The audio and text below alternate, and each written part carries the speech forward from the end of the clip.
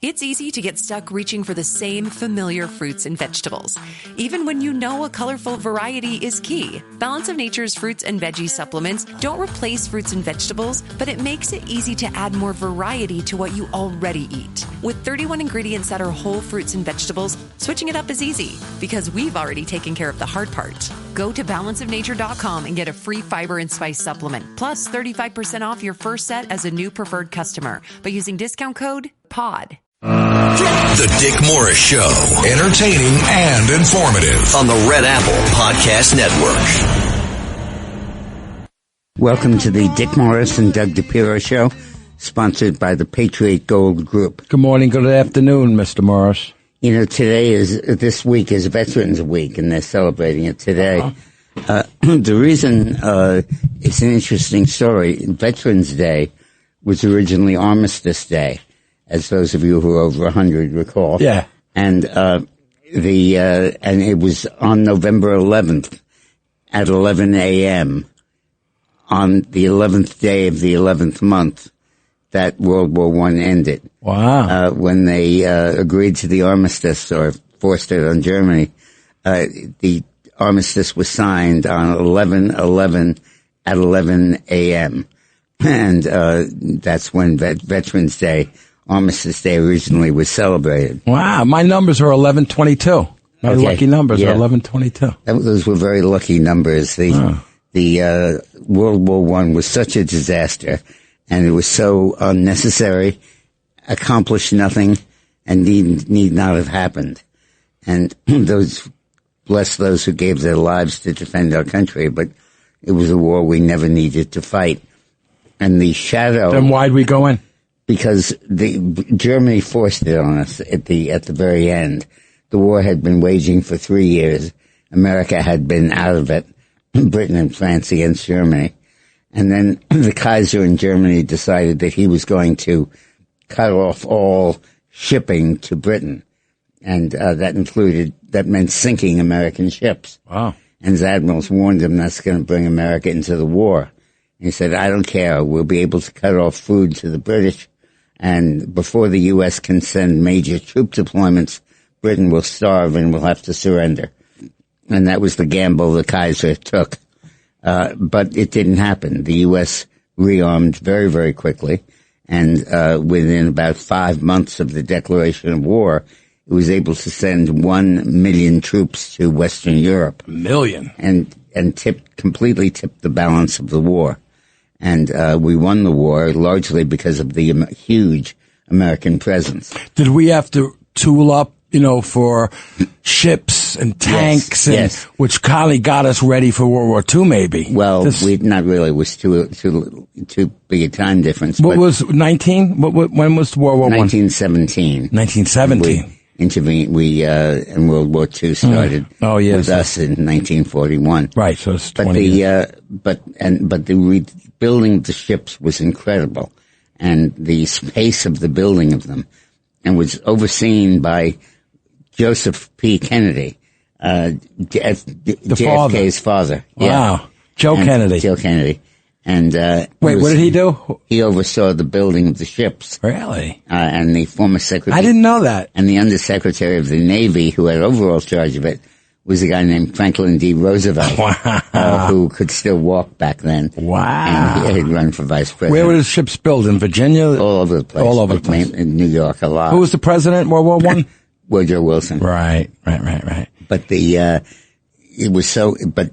Interesting. And not only was the U.S. instrumental in winning World War I, but the French army had undergone so many casualties, so needlessly and so stupidly, that it was basically in mutiny. And the French troops told their generals, if we're attacked, we'll defend ourselves, but we're not attacking anybody.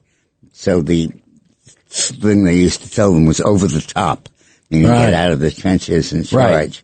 And the French troops refused to do it. They sat where they were. And when that happened, it was clear that the Allies were going to lose the war unless the U.S. stepped in. The French and the British. Well, it was French. The British still went over the top. But there were fewer of them. And it was really American intervention that, of course, tipped the balance. And the Allies won World War One. There then followed the peace conference, at first it led to the Treaty of Versailles in 1918, ending the war and setting up the post-war world. But the Treaty of Versailles was so flawed, and it was based on the idea of a League of Nations that would keep the peace. But the United States refused to ratify the treaty and refused to join the League of Nations. Which is now UN. Now correct? the UN. Mm-hmm. And it fatally weakened the UN, the League of Nations then, and led directly to Hitler's rise and to World War II. So World War I was really the warm-up act for World War II. Right. But it was a hell Even of though it was 20-year difference. Yeah, but it was a hell of a warm-up act. There were over 10 million people died in World War I. And on all sides, everyone. All sides combined. That was my... How many Americans do you have an idea? About 150 to 200,000. Wow. And so, anyway, happy Armistice Day, everybody. And thank you to our veterans. Thank you to the veterans. That's most important. But the interesting thing is that really the start date of World War I was 1914. And the end date of World War I was really 1991, when the Soviet Union collapsed.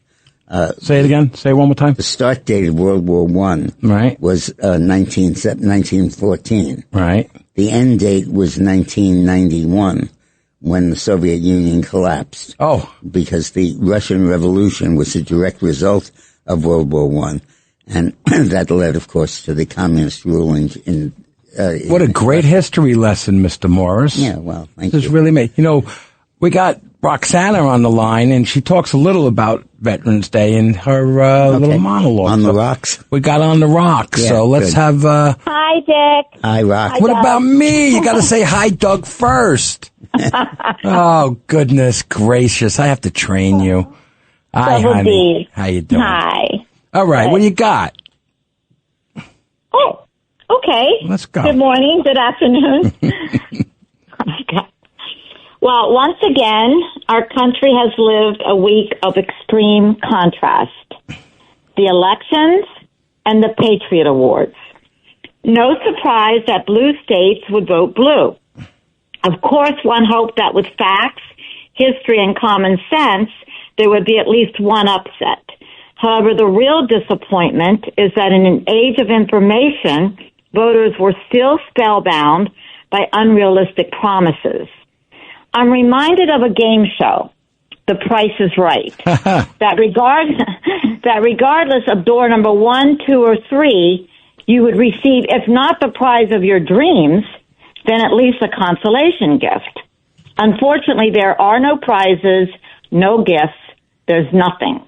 Only props used as propaganda. I've heard a question repeatedly. Who's the head of the Democrat Party? Mondani? AOC, Bernie Sanders, Omar, Gavin, Obama, the usual suspects. But I've come to the conclusion, like a mystery, making the villain obvious, the true villain is the least suspected. In this case, it's the ideology behind concealed door number 4, the infiltration of Islam into our government to gain power. History has proven the failure of socialist communist democracy, we know this, all over the world, and the aftermath of destruction. It will be a hard lesson for New York City and for the Democrat Party, especially the moderates who continue to refuse the obvious. Irrelevant information to obscure the truth of a situation, all smoke and mirrors. When one compromises emotional connection to self, to God, other virtues suffer. Motivation, integrity, morality. You lose more than a political race. While these blue cities were celebrating, Mondani, emboldened by his win, used the media challenging President Trump not with smiles or an outstretched hand, but with conflict, hostility, and discord. Where was the smile? Which leads me to the contrast. A gathering of Americans were honoring the best qualities of true patriotism, the Patriot American Awards. Melania Trump, our First Lady, honored with Patriot of the Year, who has quietly worked diligently for children and our country's future. The Charlie Kirk Legacy Award was presented to Erica Kirk for her late husband's contribution as a true patriot in every sense of the word. The energy was positive, optimistic, confident of America's future. And so am I. For remember, those influenced with this radical ideology will eventually endure the ultimate consequence of regret, the lack of solidity in evidence. Our country is occupied by millions of Americans that believe with strong conviction and faith to stand up and speak up with purpose, who respect our history as well as our future. We saw the power of this movement, needing nothing more than the strength of truth. Charlie Kirk, rightfully honored, touched the minds, hearts, and direction of future generations. Do not believe that this movement has dimmed in any way.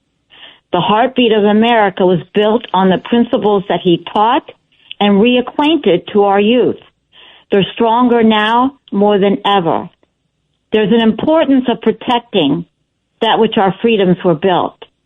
As Veterans Day approaches, we as Americans will show our gratitude and respect, honoring veterans for their patriotism, courage, and ultimate sacrifices.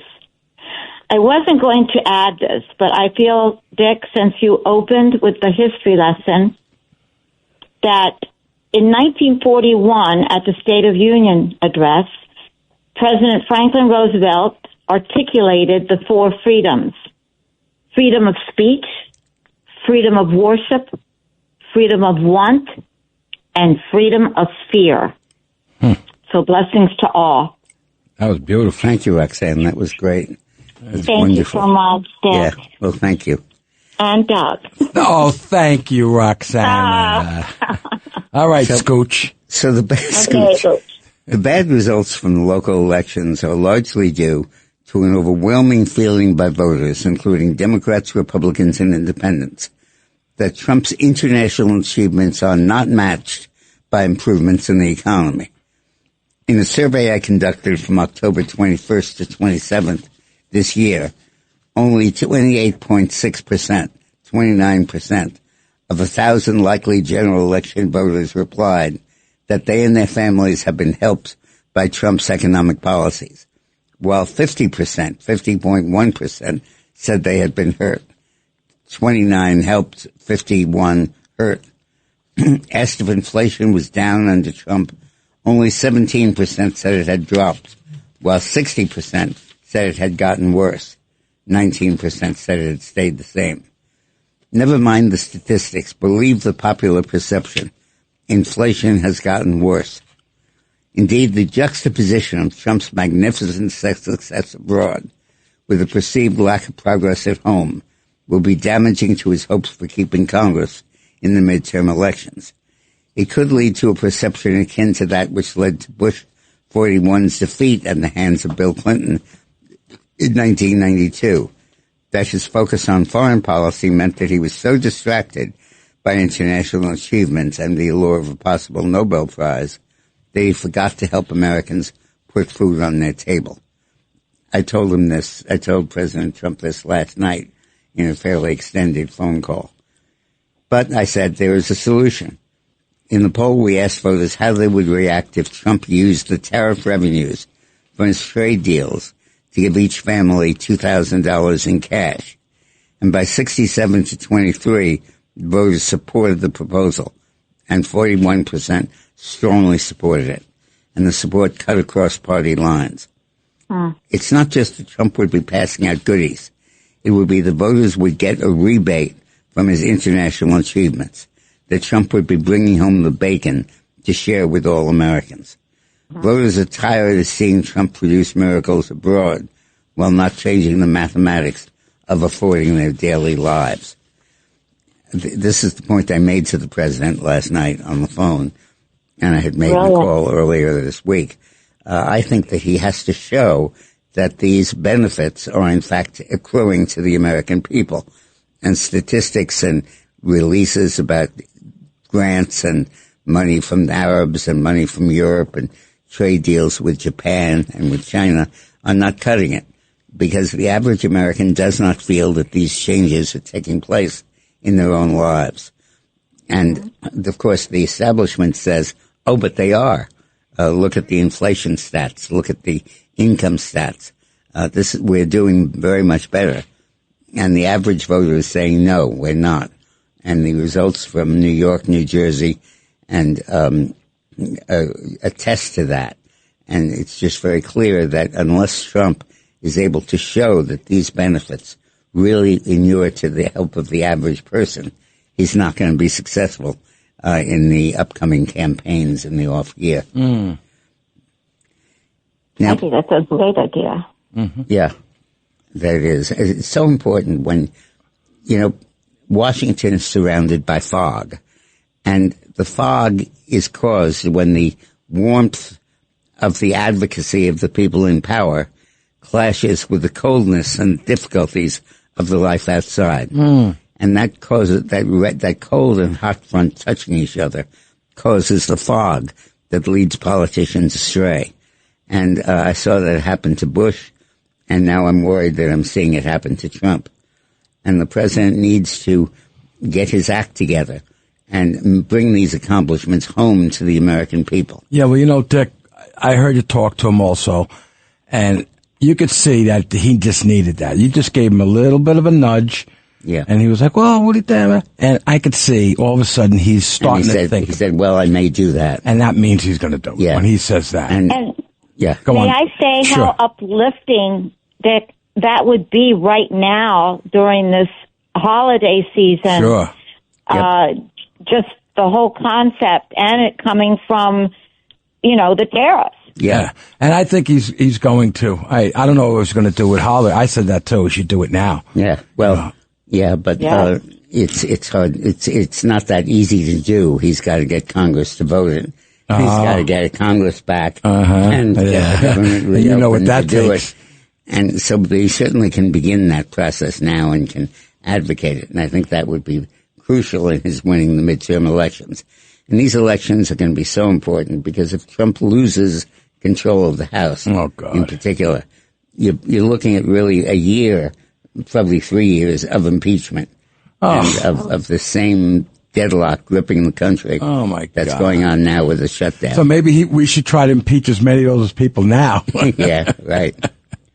That would be the thing to do. So, all right, so we got to go on when break. we get back, we have big news about the 2020 census, vastly undercounting American citizens. The Dick Morris Show on the Red Apple Podcast Network.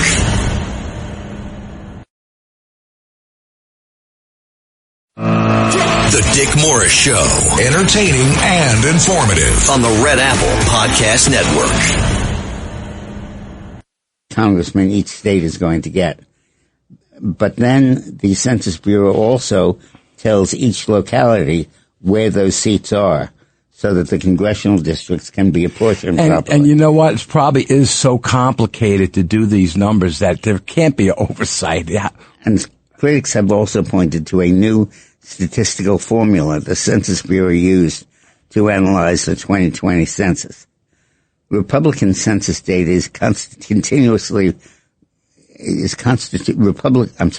because census data is constitutionally required to determine the number of U.S. House seats, electoral votes, and the amount of federal funding each state receives.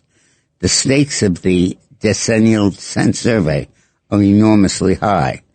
Republicans in Congress are advancing legislation that would block the Census Bureau from using federal funds to count every illegal immigrant for purposes of apportionment, making other reforms that could significantly alter the 2030 survey. So, I mean, it's common sense. Yeah, so we're dealing here with really three trends at once. One is the large number of illegal immigrants leaving the United States. As I said, 2 billion people since Trump took off. 2 million. Yeah, whether voluntarily or involuntarily, they're out and they can't be counted. Mm-hmm. Then there's also the apportionment error in the 2020 census, that because of a new algorithm engineered by the Democrats who back then ran the Census Bureau, there was a real undercounting of American citizens and real overcounting of illegal immigrants. Wow. And then finally you have the enormous changes that will flow from that, and also from the efforts to deport people who are not here legally. So when you combine all of that, you're talking about major stakes in the 2030 election and 2026 election, and 2028 presidential election, and really important. You know, before we get to the next, because we're talking about this, let's go to Sandra. She wants to talk about the mayor race in New York City. Sandra. Hey, Sandra. Hello, both of you, Hi, Dick and Doug. Hi. Doug and Dick. I was wondering about the rent control freeze that Mamdani will implement. I heard last week on the Larry Kudlow show that this can and will be blocked. It can be done with Eric Adams. So I thought maybe you, Dick, can talk to Donald Trump, and Donald Trump can talk to Eric Adams and get this thing to be implemented, because, I was reading The Preventative State by Alan Dershowitz, and this is overreach. This is hurting some and helping others. It's not fair what this man wants to do. Let me just give you the sorry to interrupt you, Sandra, but just a little background. Rent controls in New York State are unique in the United States. Most states do not have them. The rent controls we have in New York were enacted during World War II and were continued after the war by the housing emergency that resulted from so many troops coming home at once, and then there being a shortage of housing as to where to put them. This is New York or everywhere? Just New York. Okay. And this led to the passage of rent control in New York State and basically in New York City. And in the 1970s, it became clear that the rent control laws were stopping landlords from increasing rents everywhere and really cutting the housing supply. So they were in effect causing the emergency that rent control was to address. So the state changed the rent control law and set up a new system called rent stabilization. And over the years, more and more apartments became covered by rent stabilization and fewer by rent control. What's the difference? Rent control said there'd be no increases at all, and those increases have to be limited to a certain amount every year. Rent stabilization set up a board called the Rent Stabilization Board. My father used to serve on that. And they would evaluate the costs of owning a home, or owning a building in New York, and how much they would be, and how much you'd have to pay for fuel and for staff and for maintenance. And they would allow a certain amount each year for rent increases under the rent stabilization law. Now, if anybody was under rent control and the apartment became vacant, it would automatically be decontrolled and rent stabilization would apply. So now you have over 2 million people covered by the rent stabilization law. Does the government subsidize for the Not subsidized, controlled. No, for the landlord. Does it? Not subsidized. The landlord has to suck it up. No. And it's one of the major reasons why very little housing is being built on the one hand, and that which is being built is often at very high rents, because anybody that's covered by rent stabilization, which basically means the building was built more than 20 years ago, they can charge whatever they like. But if you're covered by rent stabilization, it has to be anchored to the amount that they charged when the law was passed. And you're not allowed to go up by more than an average of about 7% a year. So what Mamdani is doing is he's saying, look at these huge rents in New York. And the rents are huge and they are high precisely because only a small percentage, like a third, of the apartment units in New York are free market. And they can charge whatever they like. Only a third. 2/3 are covered by the rent stabilization law. And the result is nobody builds anything anymore in New York if they can avoid it. Because they're going to lose money. They're going to lose money. And the rent stabilization law was changed in the late years of the 20th century, and it sets up an annual increase that the landlords are allowed to charge. What Mamdani is going to do is raise those limits, or in fact, eliminate those limits. And as a result, you're going to see a large number of people who will think that their rent is cut or think that their rent is frozen, but in fact it would not be, because the free market would be pushing up the rents, even as the rent control law tries to cut them. So let's get back to Sandra. And what was your question, Sandra? Because I know we cut you off a lot, and I didn't want to do it this time. I learn when I listen, so that's okay. So basically, can we do anything about this rent control freeze? Can we? Yeah. I know about the board, the rent guidelines board. I know that Adams will have people in there that will vote in our favor. But can you and Donald Trump do something with Eric Adams to make it, better?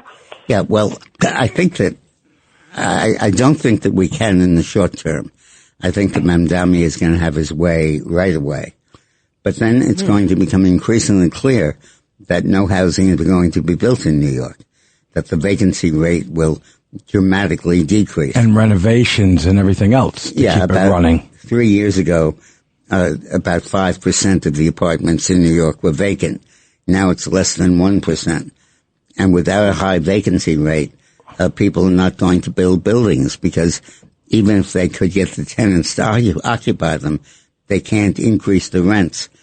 Because the amount would be above that which is authorized by the guideline board. So I think what's going to happen is that Mamdani will come in, he will mandate his rent freeze, and that's going to stop dead construction in New York. Nobody's going to renovate apartments, nobody's going to build buildings, nobody's going to vacate apartments, and it'll just be basically frozen. So basically with that, you got a couple things going to happen. Then you got employment. All these guys that are building buildings and crane operator, and whole homelessness as well. Right. Huge amounts of increased homelessness. So right there, this thing is going to snowball. So this will all snowball. The question is how long it'll take to do that. So before that snowball melts. Yeah, and Mamdani, I think, has his foot on the accelerator, and I think that that's going to happen sooner rather than later. And we'll all see the consequences. But we'll all see increases in the homeless population. Oh, God, just what we need. We'll see big increases in our rents. And the protections under the rent stabilization law will be eroded. I thought about this, Dick. Our rent is big. We don't have to talk about it, but big. I thought our rent should go down because this guy's going to get worried that everyone's going to leave. Yeah, well, it might. Right? It's free market. Yeah. It's free market, and it might. Already there are reports of a lot of buildings being built in Westchester, in Connecticut, and in other states where the markets are free. Joe Valillo, we met the other day. He's going to do an ad on this He's a real estate program. Agent, real estate guy, Joe Malillo. Be prepared for an onslaught as New York is that's what I said to him. You're going to get busy, buddy. Now, busy, buddy. Thank you, Sandra. Thank you very much. Thank you. One of the achievements I was talking about that Americans need to feel in their own lives for them to vote based on it was the U.S. trade deal with China, which was really huge. It provided that new export controls on rare earth minerals were not legal. China agreed to stop those. They had limited exports of rare earth minerals. And they now have agreed to issue general licenses for the export of rare earths and to take significant measures to curb the flow of fentanyl into the United States and to suspend all retaliatory tariffs on U.S. farm products, purchase 12 million metric tons of soybeans. And this is what China's agreed to. Yeah. Good. Resume imports of U.S. Soybeans and lift sanctions taken in retaliation for the U.S. investigation into China's maritime logistics and shipbuilding. But China agreed basically to a 48% tariff by the U.S. on Chinese goods. And we agreed to cut our tariffs to 10 percentage points on the imports of Chinese goods. So it was a tremendous deal. Our tariffs on China can be 48%. Their tariffs on us can only be 10%. This is basically Trump's ordered a deal type of deal? That's right. It was a very, very big deal, and I think will be very important. But as I told Trump over the phone, he's got to show this deal and show how important it is, not just by economic statistics. The Dick Morris Show on the Red Apple Podcast Network.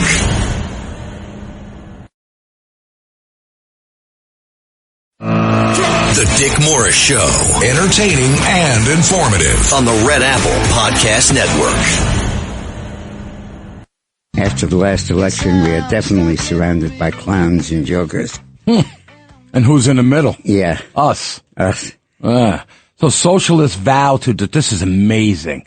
They want to destroy the Democratic Party. After an anti-Semitism watchdog posted a new video warning about socialist efforts to take over the Democratic Party from within, socialist leaders from across the country embraced the video and its message, appearing unafraid of such accusations. Right there, that's important. They don't care. The Canary Mission advertisement included record remarks from various leaders of the Democratic Socialists of America, the DSA, describing their opposition to, and in some cases, hatred of the Democratic Party, which one speaker says must be torn down. Wow. The video also shared remarks from the DSA leaders describing how the Democratic Party, which one of the socialist speakers in the video referred to as toxic, can be used as a tool to push forward their aims of destroying the current capitalist society we live in. That's funny. We're going to take I want to become a Democrat. I want to become mayor of New York, right, and then don't come into the party. That's You're not invited. At the center of the ad was something Canary Mission referred to as a cockatoo analogy. In nature, the cockatoo survives by trickery. It lays its eggs in another bird's nest. Exactly, right? Like Mandami just did, right? The unsuspecting parent raises the imposters as their own until the cockatoo grows strong enough to push the true chicks out. Wow.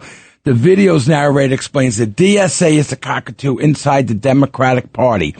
But the analogy, which points to candidates like self-proclaimed Zoran Monkami, did not appear to bother the socialists it was targeting. Rather, they applauded the video advertisement as a great recruitment tool to get more people to join their ranks. The new DSA recruitment ad for communists just dropped, joked Nicholas Vargas in response to the video. Vargas has been affiliated with the Central Brooklyn branch of the DSA, according to the 22 DSA National Convention resolution. Are you trying to make young people find the DSA more cool? He quipped Marxist socialist blogger Derek Vaughan. New recruitment ad unlocked joke Giovanetta Monbagard, whatever, co-chair of the New York City Young Democratic Socialists of America. Other socialist activists were a little more direct in their view that the Democratic Party must be extinguished. That is amazing. And it's not unusual. The first thing the communists did when they took over in Russia was to destroy the socialists. In fact, Russia during World War I had a revolution that toppled the Kaiser's government. So wait a minute, you're saying that a couple of years from now the communists are going to come in and then throw them down? Yeah. And they oh my God. And in World War I they set up a government led by Kerensky, and he was a socialist. And the communists said, we have to destroy Kerensky, we have to throw him out, and we have to change the government in Russia so that it's run by the communists. And this is really what you're looking at now with the DSA. Wow. And it's interesting to see them coming full circle with this kind of stuff. And then we have police that want to leave. Yeah. Right? Well, that's the next thing. And here we go. Law enforcement agencies appear to be trying to capitalize on the controversy surrounding the election of Mandani as mayor by using the moment to poach New York City's finest. The controversial Immigration and Customs Enforcement, the ICE, right, agency is running a recruitment campaign targeting potentially disgruntled police officers from New York City. Respects you, your family, and your commitment to law enforcement. That's what they say. With posts on social media, ICE is trying to poach police officers from a department where union officials say attrition continues to outstrip hiring. The federal government is not alone. The city of Houston, Texas has made a pitch to the NYPD cops that explicitly calls out the new mayor. NYPD, are you disgusted with the election of Mamdani? Houston's Facebook ad says, join us. The Houston Police Department is hiring police officers. Wow, they're recruiting. And they're actually doing it online. We're going to see in a couple of weeks if the guys are actually going to... Well, you're going to see thousands and thousands of New York City cops quit. And already recruitment is down, retirements are up. And you're going to see them basically saying, if we're not appreciated, the hell with you. Go police yourself. You know what? Just yesterday I was having a conversation. I think it was Roxana, where I said, don't worry about anything. This is going to change. You know, this guy's going to ruin the city and people are going to come back and vote for a different person or they're going to get rid of him. But this is scary right here. Yeah. That our cops are going to leave us leave us, not leaving us. They're leaving this idiot that's in power now. And that's scary. And the history of cities dying, like Detroit, for example, is not that people move out. It's that the poor people stay and the rich people leave. So there's no money. And then when there's no money, there's no cops. There are no cops. There's not enough welfare, not enough Medicaid, and poor people stay and rich people leave. And then there's no taxes. Spiral, right? Where you see them die, and then the. But what are you talking about? 6 months, 2 years? What are you talking about? Oh, a year, 2 years. That's quick. 6 months. That's fast. Very quick. And I think you'll see it right now. There's already a study by the Daily Mail newspaper that we'll report on that 800,000 New Yorkers are saying they're going to leave the city if Mamdani wins. That's 10%, isn't it? What are we? 8 million? Right. Wow. And it's not just any 10%; it's the richest 10%. Right. And most important. Right. And then what happens is the left responds by raising taxes on those that stay, because there are fewer that stay. And as they raise the taxes, more leave. Fewer and fewer pay taxes. The taxes keep going up. And they want the federal government to come in. That's a death spiral.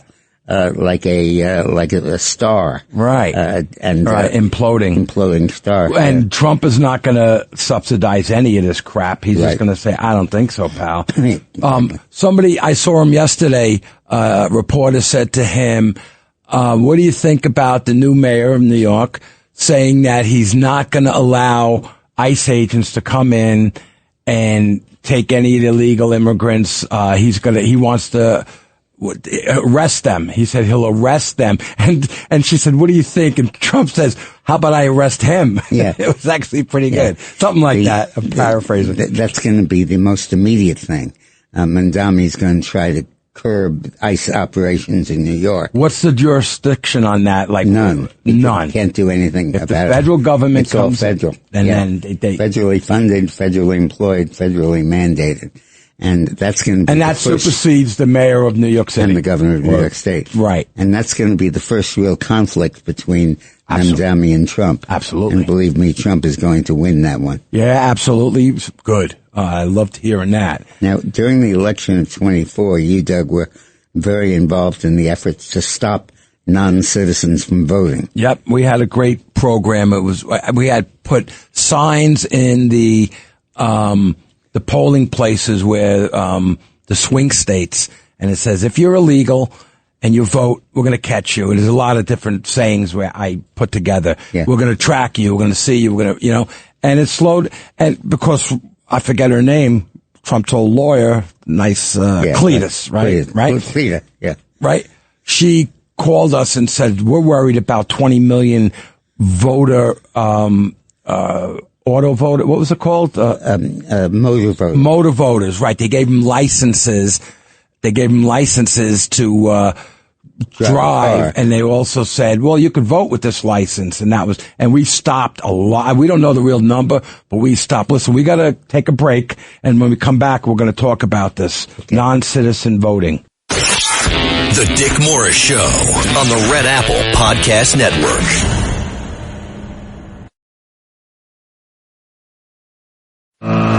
The Dick Morris Show, entertaining and informative on the Red Apple Podcast Network.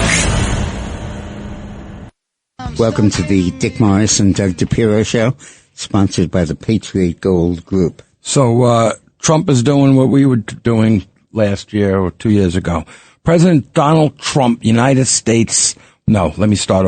President Trump's United States Citizenship and Immigration Service, which is USCIS, is streamlining the government's systematic alien verification for entitlements. Another one is SAVE, Systematic Alien Verification Program, in the hopes of eliminating non-citizen voting from elections. On Monday, the USCIS Director, Joseph Edlow, announced upgrades to the SAVE, the Systematic Alien Verification SAVE program, which allows states to verify that only American citizens are voting in federal elections. Previously, when verifying voter eligibility, states would have to input all 9 digits of the voter's registration social security number. Now, thanks to the agency's reform, states only have to require the last 4 digits of the social. The USCIS, the U.S. Citizen and Immigration Service, remains dedicated to eliminating barriers to securing the nation's electoral process. By allowing states to efficiently verify voter eligibility, we are reinforcing the principle that America's elections are reserved exclusively for American citizens. We encourage all federal and state and local agencies to use the SAVE program. The reforms are only the latest for the SAVE program, as Trump administration previously suggested that officials had uncovered thousands of cases where non-citizens voted. We looked at voter rolls and we found that thousands are registered to vote in friendly states. Former Department of Government Efficiency, the DOJ official Antonio Gracias, said in April. And we looked even further in those friendly states and found that many of those people have actually voted. It was shocking to us. If I hadn't seen it with my own eyes, I wouldn't believe it. It's shocking. So basically, this is so important that they're going to do this. This is partly what I started, and now they've continued. This is the most important thing. Yep. I don't know how many, and I said this before we broke, how many people we could really think that did not come out to vote because of those signs. Yeah, well, if you're an illegal alien and you see a truck going by that says, if you're voting illegal, I'm going to find you. You wait till your friend says, you know what, let's go get a couple of beers and watch the soccer game. Yeah, I don't think you were going to go vote, you know? So you got to combine these stories. The Census Bureau undercounted the number of Americans and overcounted the number of immigrants. Mm-hmm. So made the apportionment change. Right. The Republicans said, okay, let's do it accurately and let's have a midterm census every 5 years. Right. And the Democrats went crazy. Of course they did. And in Democratic states, they're trying to increase it, while Republicans are doing it in Republican states, but there are more Republicans than Democrats. And then on top of that, Trump threw out of the country, voluntarily or involuntarily, 2 million illegal immigrants. One or the other. Who themselves may have been among these people who voted. Right. So there's a lot in play going on here. That's very important. But let's bear in mind one fundamental thing.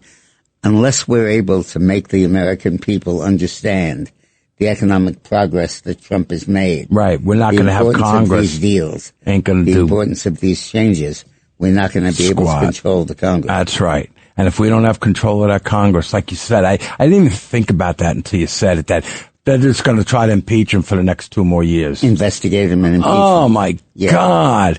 We got to get LaShysta James in jail right now, just to show him, listen, if you continue doing this, when the Republican comes back in, you guys are going to get, I don't know where to go. One of the things that Trump is doing is he's been frustrated by China threatening to withholding rare earth minerals from the U.S. what's been going on, obviously, is that the U.S. buys vastly more from China than China buys from us. So tariffs would help U.S. and hurt China. So in response to that, China has said, okay, we're going to cut off exports of rare earth minerals to the United States. Understandable. They're playing that game that we need to use. Sure. Now 2 startup companies are aiming to produce an American supply of rare earth magnets that have sealed a $1.4 billion deal with the U.S. government and private investors. It's the latest sign that the Trump administration is moving to build out a domestic rare earth supply chain and thwart China's sector dominance, and is willing to pay large sums for it. Led by Vulcan Elements, the deal involves a $620 million loan from the Defense Department to build and operate a U.S. magnet facility capable of producing 10,000 tons of magnets each year. The Department of Commerce is chipping in $50 million, and private investors are putting up another $600 million. Rare earth magnets are essential for the construction of motors needed in intelligent data centers, electric vehicles, and consumer electronics, as well as missiles, drones, satellites, jets, jet fighters, ships, and other defense systems. China's long dominated the supply chain from mining to processing. Also involved in the deal is ReElement Technologies, a country that works to purify and recycle rare earth materials, which will help in the recycling of old magnets to boost domestic production. In return for the funding, the Raleigh, North Carolina-based Vulcan said the Commerce Department will receive $50 million of its equity. So, in the last week, I talked about how China was cooking its own goose by attempting to limit the supply of rare earth minerals, and this would incentivize other places to step up the production and break the Chinese monopoly. And this is a very big step that's being done to do it. Largely involves recycling magnets in the U.S. And they can make money because of $50 million in private, $550 million in private investors. That means it's going to work. All right. When we come back in a little bit, see you guys soon. The Dick Morris Show on the Red Apple Podcast Network.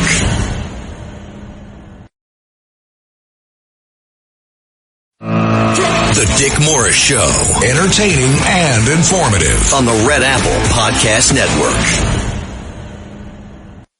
Welcome back to the Dick Morris and Doug DePiro Show, sponsored by the Patriot Gold Group. We have a lot to talk about. We just had a news story by WABC that Trump has called on the Democrats to end the government shutdown and instead to give money to the American people. What's going on is that the Democrats are saying subsidies for Obamacare are expiring at the end of the year, and we're going to shut down the government if those subsidies are not extended. Trump says, hey, the subsidies for Obamacare are much too large. They're basically payoffs to the insurance companies, and they're basically part of getting Obamacare passed by giving away huge amounts to the insurance companies to get their support for Obamacare. What Trump is saying is, I have a counter proposal. Rather than extend the deadline for subsidies, how about we end the subsidies and give everybody the money that we're giving their insurance companies? Yeah, right. And give them the money and say, spend it as you want. Insure yourself, you insure your family, do whatever you want. It's your money. And I had suggested that to the president last night, and I'm delighted to see it happen. Now, the Democrats then have to be in the position of saying, oh, no, don't give it to the people. Give it to the insurance companies. Yeah, right. And that's not going to be a very popular thing. And then there's another story coming on that they think that the government shutdown will be over by Thanksgiving. And these stories are connected. When Trump threatens to give the money to the people as opposed to the insurance companies get it that he's going to prevail politically, so they better end the shutdown as soon as they possibly can. He's brilliant. I got to say, this guy. And He doesn't have advisors telling him the stuff like, he has you, right? And he has a couple of people, but he still does it. Yeah. He still says, here's how I'm going to do it, you know? Now, one of the things that's been going on is the assumption made by the economists and the Democrats that higher tariffs are causing inflation. But the fact is that even though economists predicted surging inflation and raised the odds of a recession, companies and consumers stockpiled to get ahead of price rises, and their worries now seem overblown. Increasingly, there is a clear understanding that the higher tariffs did not cause inflation, but that the Treasury Department is now on track to collect $34 billion in October. If that pace continues, the U.S. would be on track for $400 billion over a full year short of Scott Bessent's August prediction. The tariffs could bring in between $500 billion and $1 trillion. Wow. These tariff revenues suggest that effective average rate companies pay about 12.5%, far below the headline numbers, which average over 17%, according to some estimates. Loopholes and exemptions may mean many goods avoid higher levies. At the same time, companies have moved production from countries facing high tariffs, especially China, to countries such as Vietnam, Mexico, and Turkey that face lower tariffs. That pushes down effective rates. Dick, has there ever been any money coming in like this ever before? Almost $1 trillion a year? No, this is totally new. Totally new. Like, what's revenue. one of the highest incomes we got from whether it's tariffs or $1 trillion? No, the previous high was something like roughly less than 100 billion. Wow. More something like 70 or 80 billion. So it's like 10 times that. That's going to grow 10 times that. Wow. And what I've been urging Trump to do, and I think he will do, is to cut checks to the average American and give everybody money. $2,000, hopefully. Because of the rebates from these tariff increases. And he can't executive order that? That has to be Congress, as you said earlier? Congress, yeah, that's right. Really? He can't be Santa Claus for a day? Yeah. Somebody will have to cash the checks. Oh, yeah, right. Now, but he's got the auto pen. Now, there's a survey by the Daily Mail, I said, that 800,000 New Yorkers are planning to flee the city now that Mamdani won the election. The survey found that 9% of New Yorkers would definitely leave the city, which currently has a population of $8.5 million. If those numbers were to depart, it's the equivalent of the entire populations of Washington, D.C., Las Vegas, and Seattle fleeing the city. Wow. And of course, that's 10% of the population in the city. And the richest 10%. And they're going to be replaced by poorer people moving in. So forget 10%. If you look at the percentage of the money we're going to lose, it's going to be whatever, 40%, 50%. Well, the statistic is that at the moment, over the last 5 years, New York State has lost 1 million residents out of 20. And how long? 5 years. In 5 years. Now you're looking at really increasing that pace to maybe to 10%. I mean, I'm liking there's less people, I can get around, but... Yeah, right. Well, you can't get around because the subways will be gone. Right. Nobody work in the cabs. The taxis won't work. Because I like to walk. I've been losing weight. I like to walk. But doesn't pay to drive them, doesn't pay to pick people up. Wow.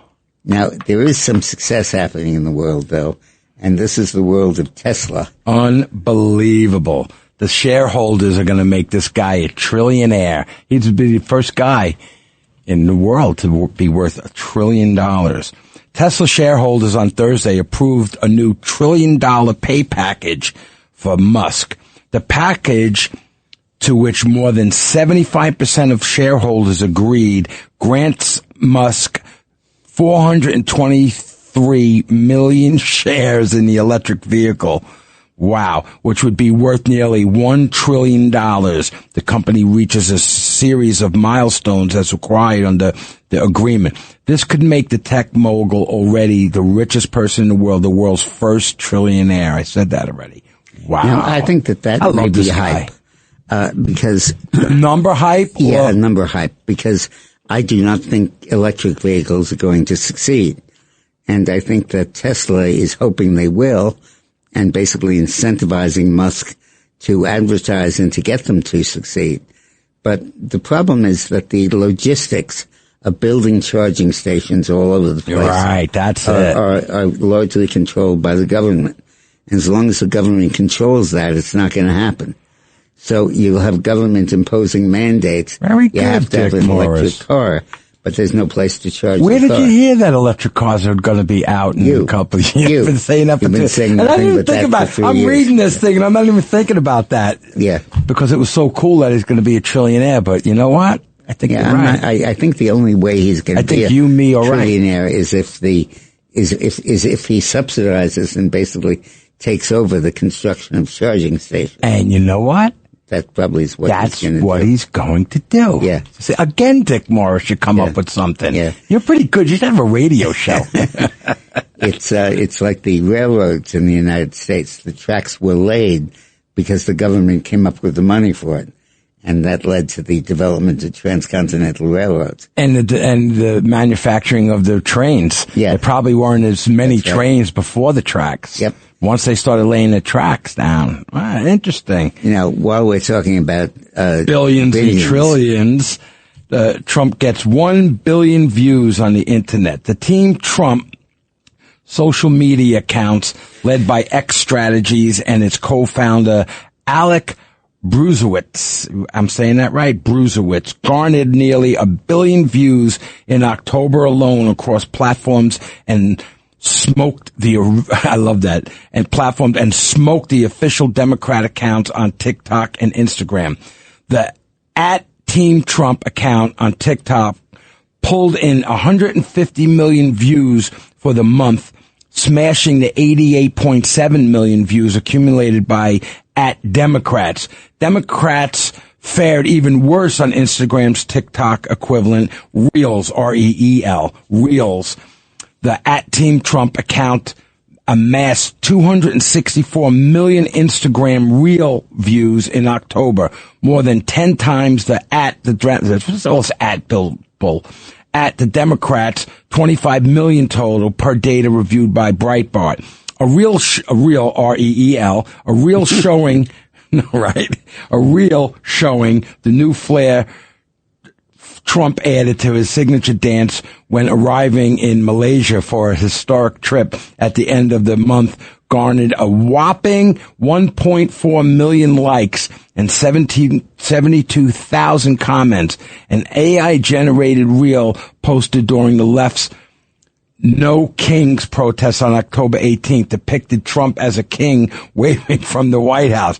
The post generated 500,000 likes and from the and 45,000 comments, according to the figures on 500,000 as opposed to 1.4 million. Wow. The X Strategies led accounts drew 316 million total Instagram views. Month after month, Donald Trump dominates social media like no one else, making our jobs incredibly easy. Many call him the undisputed king of the internet. See, he is a king. Yeah. His organic reach crushes the competition, pulling in eyeballs effortlessly and authentically. Indeed, the Team Trump accounts have been dominating Democrats on a monthly basis, with significant view count differentials throughout the summer and now into the fall. In June, the accounts drew nearly 200 million more views than the Democratic accounts, and August outperformed the Democrats by over 160 million views. No, 160 million, right. Okay, Yeah. I'm sorry. So not only is he president and he can command the news anytime he wants, in the social media, he's the dominating. social king. And that's why the Republicans are doing very well in the under 30 vote, which we carried for the first time with the help of Charlie Kirk, who helped design the strategy. Oh, that poor man. He and I worked together on that. God bless him. And you have a book out about Charlie Kirk. A book on Charlie Kirk, and where I talk about the efforts that we went through to. By the way, our beautiful Sandra from New Jersey wanted to know if you would like to have a book signing at the Women's Republican Club, which is a great place. Yeah. Would you like to do that? Yeah, that was fun. Except the thing is that you can't sign an e-book. Why not? You got an auto pen. Yeah, well, that's right. That's right. So what do we got here? Okay. We have time? Yeah, we have time. Yeah, we do. The new scandal in town in Washington is Arctic frost, which was an effort by the Biden administration against Donald Trump and the conservative movement. In addition to numerous arrests and impeachments, we need Eric Schmidt, the Republican senator from Missouri, said we need public congressional hearings about what happened to the American people so they can be fully informed without gatekeeping of the folks at the major networks. Schmidt called for such hearings in an appearance on Fox News. Schmidt outlined what happened. What happened was 3 days after Trump announced he was running for president, the entirety of the federal government and the Justice Department was weaponized against him to bankrupt him and his family and put him in jail for the rest of his life. Oh, God. So what happened? In Atlanta, a state case was created to go after President Trump. The number two person in that case met with the White House. Alvin Bragg in New York began a criminal investigation against Trump, and the number 3 person at the Justice Department left to go on Bragg's office. Then, of course, you have Jack Smith, who's notorious in prosecutor circles as the henchman you assign when you go get your person. I'll show you the crime, and show me the crime, and I'll show you the man. And I'll find someone, yeah. It wasn't just a war against a man. It was against the movement. As Schmidt said, we're not talking about Donald Trump. The DOJ's war was against the entire movement. Senator Grassley from Iowa announced Wednesday that 197 subpoenas were issued by Jack Smith, which extended to more than 400 Republican organizations. Wow. Including Turning Point. Cook's Turning Point efforts. And Republican as part of the operation, and targeting 92 Republican individuals or organizations. Schmidt reminded people that the only reason we know what we do about Arctic frost is because of whistleblowers who've come forward, and that there is so much more to learn. For that, the investigation must continue, and it should be public, Schmidt said. We need Watergate-style hearings for months on this to continue the investigation. There ought to be probably charges brought, eventually resignations at the very least. If Democrats and their formerly Republican apologists, if Democrats and their formerly Republican apologists, I do not count people like Liz Cheney or Adam Kinzinger as Republicans. I can host primetime sham hearings about January 6th. Republicans can certainly host hearings about this massive organization conspiracy the Biden White House led for years. Key to that conspiracy was U.S. District Court Judge James Boasberg, and Schmidt had a few words about what should happen to him, to saying, and one final point, Judge Boasberg, I'm saying it right? Yep. Boasberg, who become notorious from the FISA courts, also making a speech trying to thwart President Trump's agenda before President Trump got in, and then, of course, somehow ending up with all these cases in the D.C. area, even though he wasn't the assignment judge, actually wrote in an attachment to these subpoenas to telecommunication companies that you can't tell Senator Cruz, you can't tell Senator Cruz, you can't tell these other senators that the subpoena was out there because they would destroy evidence. That's just beyond the pale, and I think impeachment proceedings should begin in the House of Representatives. So put all this together, which we need to do here. You have the January 6th riot outside the U.S. Capitol. You now have evidence that there were over 500 FBI agents ordered to infiltrate those riots and incite them and get them to become violent, lead them into the Capitol, get them to be there. And now you have evidence. And Kash Patel can't believe this happened. And now you have evidence that we're about to talk about, that there were pipe bombs placed outside the Republican campaign headquarters. And they have now determined that the people that put those pipe bombs there were federal agents. That's right, a woman. FBI. Listen, we're going to talk more about this. We're going to have to do a hard break. Right when we come back, we're going to continue on this. The Dick Morris Show on the Red Apple Podcast Network.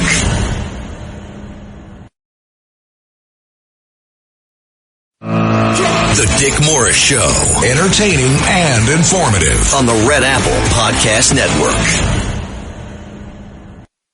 Welcome to the Dick Morris and Doug DePiro Show, sponsored by the Patriot Gold Group. Yeah, so Dick, just to go back to this thing with January 6th, I'm not sure. We're looking it up right now. I'm not sure if she was an FBI agent with the pipe bomb. It was a woman. I just saw a DOJ employee. She was a DOJ employee. Yeah. It was part of the effort to infiltrate the October 7th riot. January 6th. January 6th, I'm sorry. Yeah, January 6th. October 7th was Israel. Yeah. And they put 500 FBI agents into the crowd. That's amazing. And got them to incite the people to riot and to charge the go on, I'm sorry. They had an employee of the Justice Department has now been caught on video placing pipe bombs throughout in Washington. Right. None of which exploded, but would have caused panic. Wow. And led to the atmosphere around the January 7th event. Then, having fabricated this event and incited these riots with FBI personnel in the crowd, the Democrats in Congress set up a committee to investigate the January 6th. Liz Cheney? Yeah. And Liz Cheney was the head of that. And the Republicans opposed it, but the Democrats had the majority. So they set up a rump committee that consisted really only of 5 Democratic congressmen and only 2 Republicans, and those were Liz Cheney and Adam Kinzinger, who aren't basically Democrats. Right. And they hid all kinds of information. Then they hid the information. Mm-hmm. They would not open their records. And then they attempted to use this to impeach President Trump, to try to remove him from office right after the election. Right. And they invented this whole rationale that there was this riot caused by crazy Trump supporters who were trying to break into the Capitol and destroy the democratic process by impeding the counting of results, because the riot occurred the day that the electoral votes were going to be counted. And now it turns out that the riot was fomented by the FBI, that there were bombs placed by the DOJ to encourage panic. The committee that was set up to investigate this was entirely a rump committee. Rump committee. I got not democratically orchestrated. Uh-huh. And this is just incredible. And we're now looking at this evidence coming in. And what Schmidt is calling for is an investigation of the entire process, which really could be bigger than Watergate. Unbelievable. They're going to get Cheney. And who's the other one? With Cheney? Adam Kinzinger. Right. Democrat, a Republican, really Democrat from Illinois. Right. And Kash Patel, I saw him, it was last week, and it was a quick thing. He was before Congress, and he said something about that. That would have never happened, having 500, it was 400, whatever, FBI agents in regular wear, you know?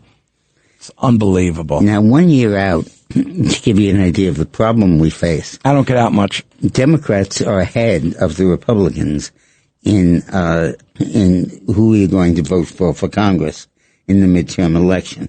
The question they ask is, in your district, are you planning to vote for the Democratic or the Republican candidate for Congress?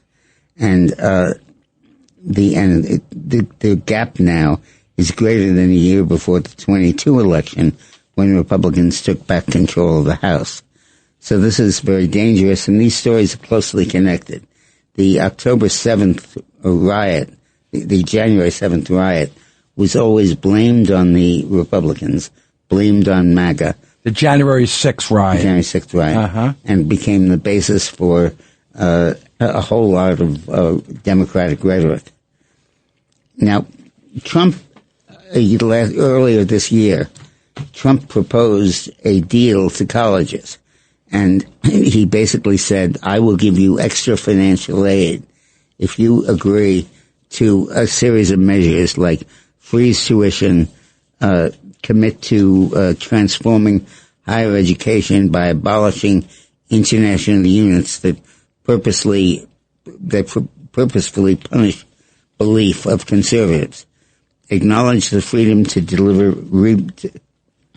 acknowledge that freedoms require stability, and universities shall neither support nor permit a heckler's veto, for example, disruptions, violence, or intimidation and vandalism.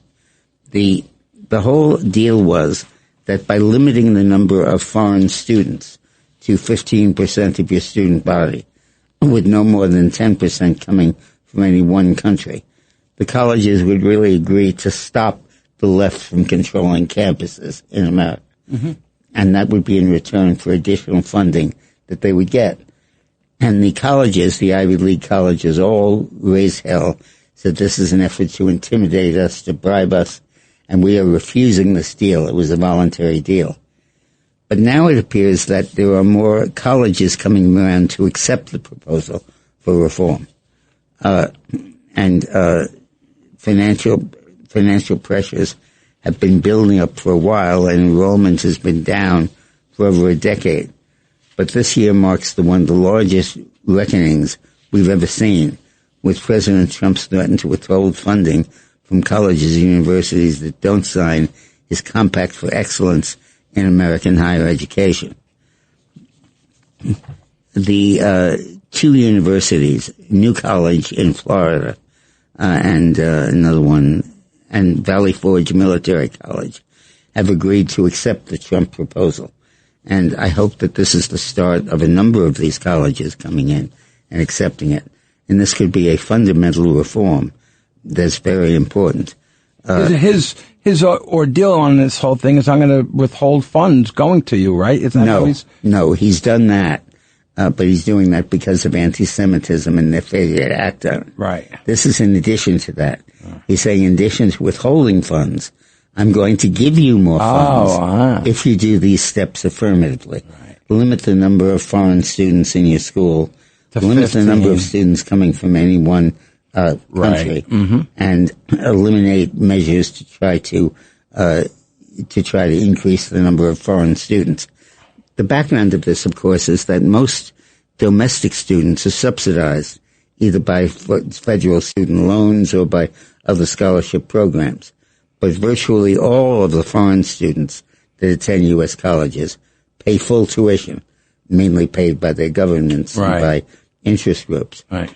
So the colleges are encouraging Palestinians and others to come to the colleges, not just because they're liberals, but because they get a higher return on the tuition. And what Trump is doing now is saying in return for not accepting this higher amount, we will increase your access to federal funding. And that deal is going ahead. And now colleges and universities are beginning to accept it. Not Ivy League yet, but sub-Ivy, they're agreeing. And I think once this happens, you're going to see them all over the country do that. Well, President Trump launches, this is a better story, explosive new website to immigrants receiving Medicaid. Just check this out, all right? President Trump has launched a revolutionary new website designed to pull back the curtain on massive scam of illegal immigrants sucking up billions in Medicaid benefits. The website went live Monday, publishing the names, mugshots, and criminal charges of illegal immigrants receiving benefits from the federal health program. Remember last week when they were talking about doxing the ICE agents, all these people were doxing them? And I said, you looked at me like, don't go there. And I said, you know what? I think we should be doxing the people that are taking pictures of Trump the ICE. And did that. And he's got some of those criminals were convicted of heinous offenses, including murder, rape, burglary, and assault. The Trump administration has intensified enforcement against criminal illegal aliens receiving taxpayer-funded Medicaid benefits, arresting hundreds of unauthorized individuals since taking office, including those with serious criminal records who exploited taxpayer-funded Medicaid illegally or through loopholes. This crackdown, driven by executive order, prioritized public safety and fiscal responsibility.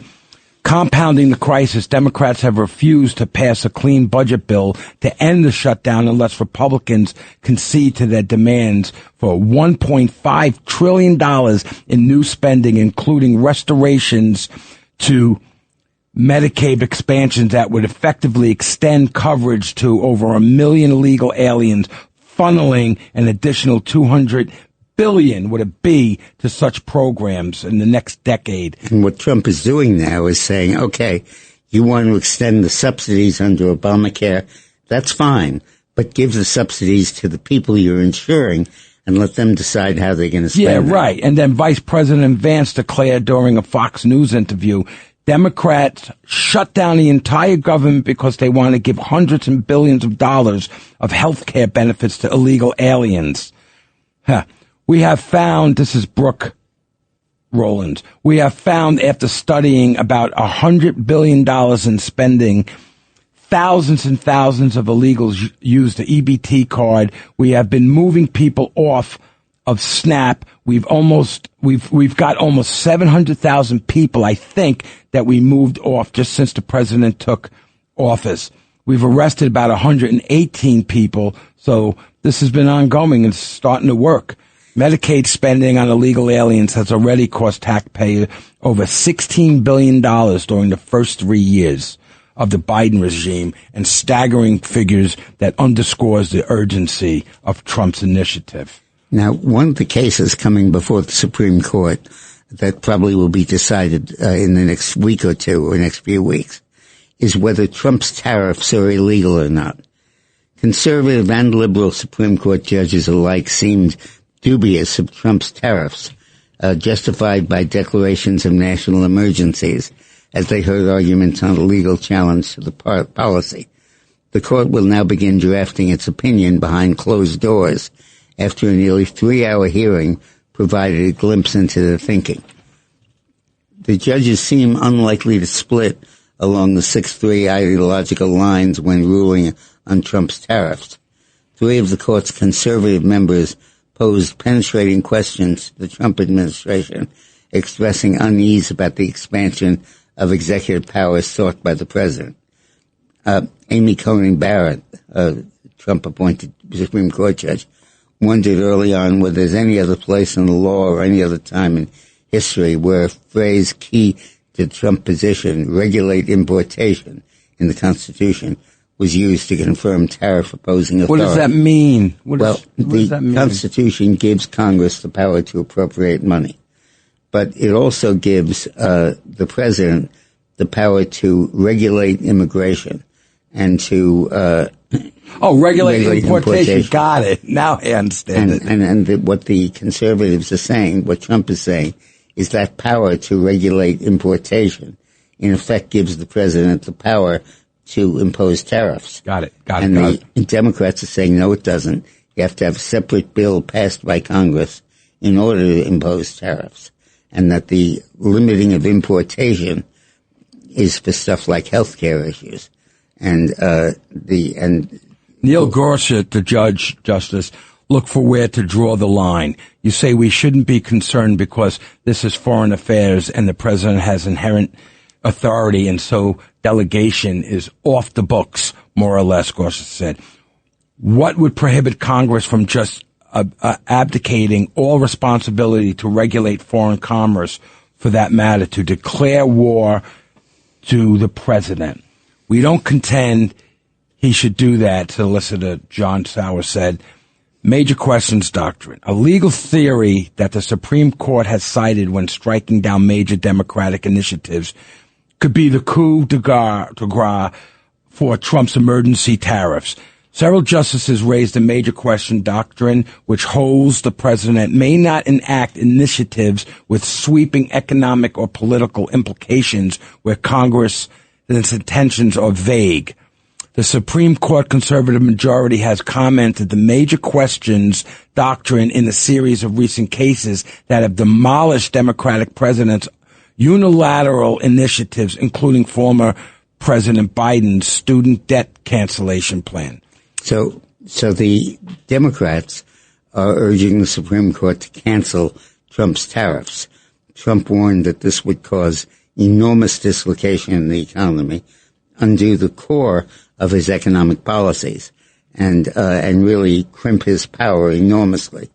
And that's the only reason why they want to do it. Yeah, of course. That's pretty much it. There's no other reason. Of course. So. Now, while we've been on the air talking, Elise Stefanik has been moving closer to declaring her candidacy for governor of New York. She announced her run for governor. So she said, Kathy Hochul is the worst governor in America. Under her failed leadership, New York is the most unaffordable state in the nation with the highest taxes, highest energy, utilities, rent, and grocery bills. When New Yorkers were looking for leadership from our governor, she bent the knee to the raging defund the police, tax hiking communists causing catastrophe for New York families. I am running for governor to make New York affordable and safe for all. Democrats, Republicans, and independents will unify to save our state. It's time to fire Hochul. What do I call it? Jokel. To fire Jokel. Save New York. I'm running, this is her again, Stefanik. I'm running for governor to save New York and fire the Jokel one. Once and for all. She owns New York's historic affordability crisis, and her congesting pricing is an added tax on workers that she lied to voters about. Stefanik, a close Republican ally of the president, announced Friday that she's running for governor of New York, a place she depicted in a campaign launch video as being in ashes because of lawlessness and high cost of living. In her video, a narrator declared the Empire State has fallen as it painted a grim picture of crime and economic crisis in New York City. Through her message appeared to be aimed at other more conservative parts of the state that she will need to win over next year. Under Kathy Hochul, failed leadership, New York is the most unaffordable state in the nation with the highest taxes, highest energy, utility, rent, and grocery prices, crushing hardworking families, Stefanik said in a statement. Now, Stefanik's district I'm trying to get her to call in, Dick. What's the problem? Yeah, Elise, if you hear us on the radio, call us, will you please? Yeah. The thing is that Stefanik's district is basically the Adirondack State Park. Right. Way upstate New York with lots of trees, but very few voters. But she's got verve, though. She comes across. She does. But now there's a possibility that Blakeman, the county executive of Nassau County, right, who was just reelected, who is a Republican, might run in a primary against her. That's possible. That's a good thing. And it is a good thing. That's a good thing. There's a primary. Let them fight it out. We have to take a break. We'll come back. We'll do a little more. Thank you very little. The Dick Morris Show on the Red Apple Podcast Network.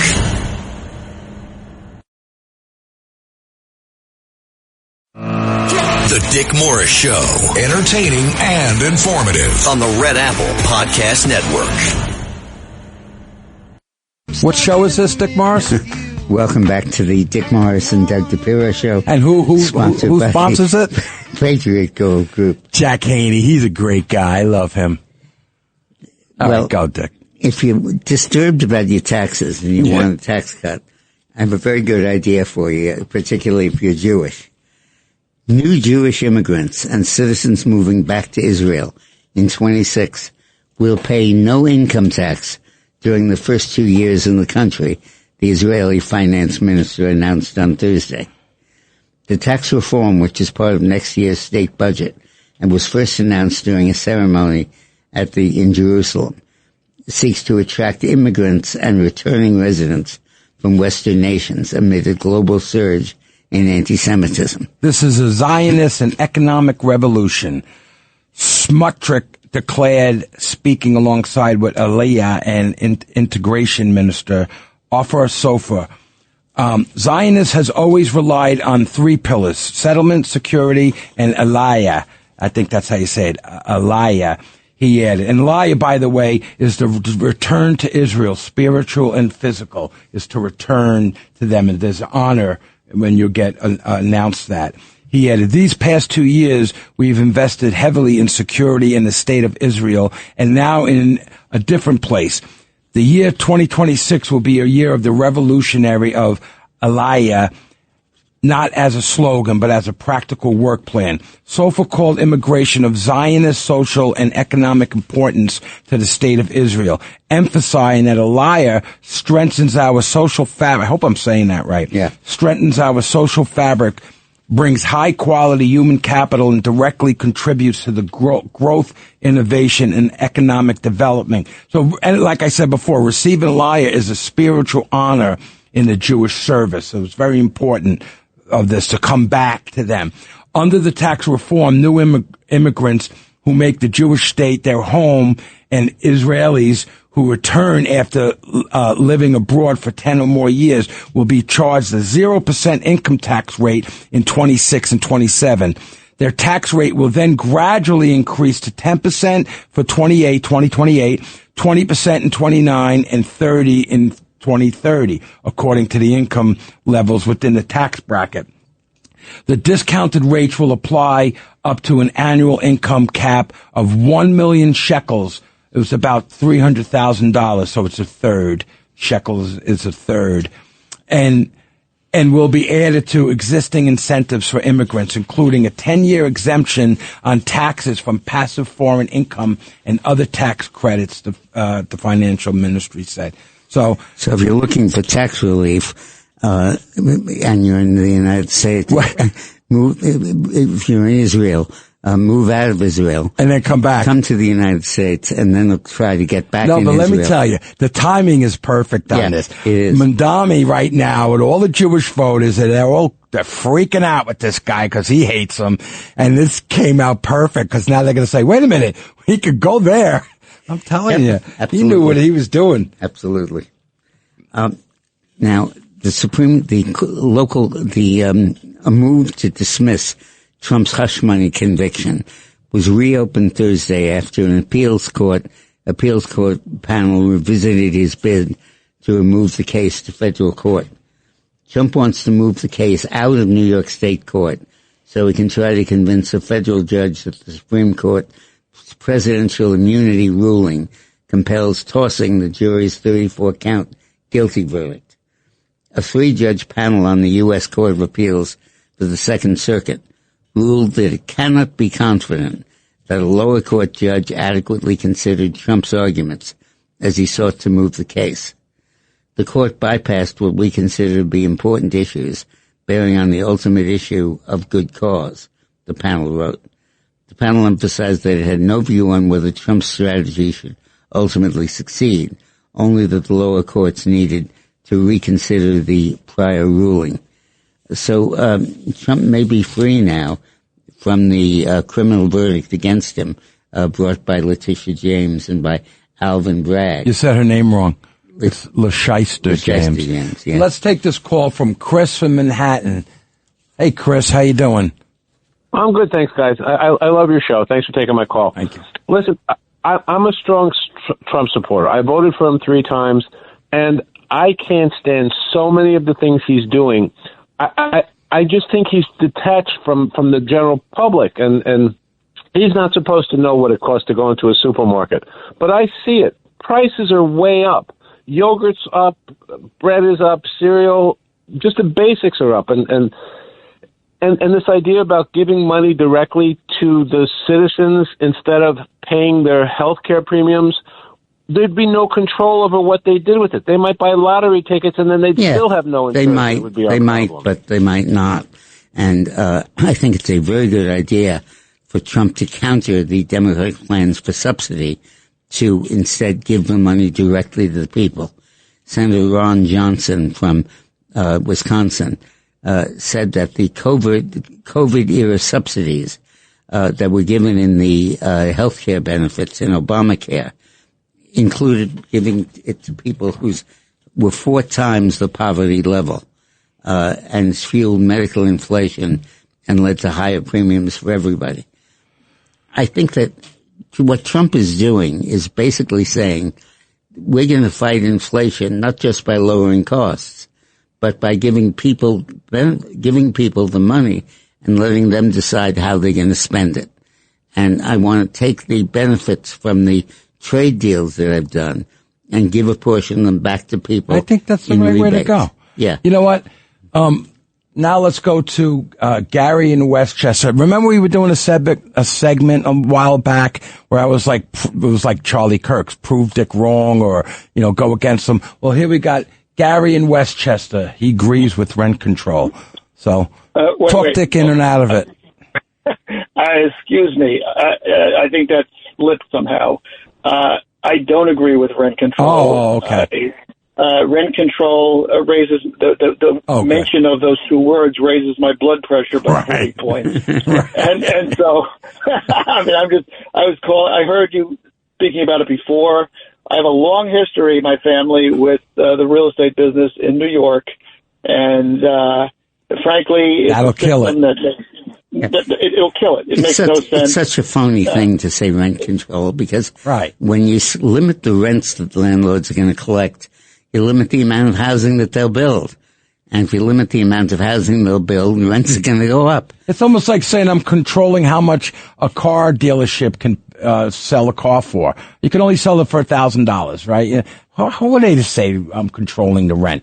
And thank you, Gary. And we got to go. Go on, Dick. You got something to say? No, let's go to a break. And when we come back, I want to talk about how the Republicans are saying that the Obamacare subsidies are rocket fuel for inflation. Okay. The Dick Morris Show on the Red Apple Podcast Network.